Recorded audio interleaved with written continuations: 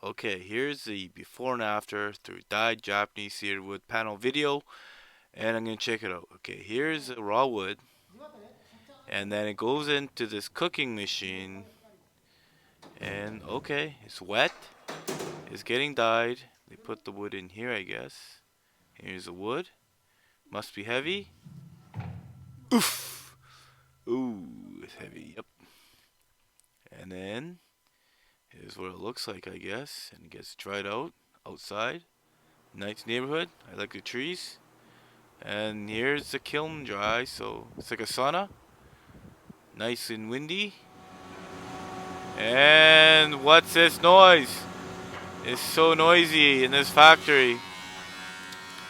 And then they're sanding it down. They're sanding it down. Yep, they're sanding it down. And um wow, it looks actually pretty nice after they sand it down. Like a zebra, I guess. Pretty cool.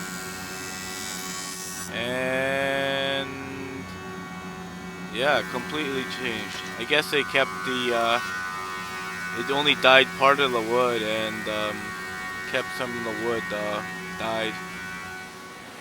So I guess it's kind of different from painting over it. And now they're cutting it. Okay. Yep, they're sanding it, and looks like they put grooves in. So I guess it's for, yeah, so they can bind together like Lego, I guess. And then they go inside. Oh, and now he's putting on the clear coat. Put on the clear coat, so it looks a lot nicer with that, huh? Protects the wood too. And he got it.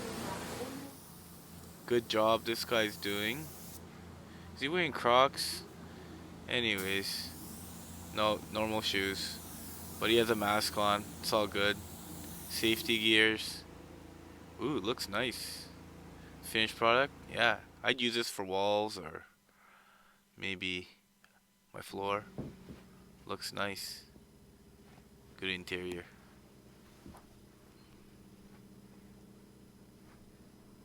Very cool.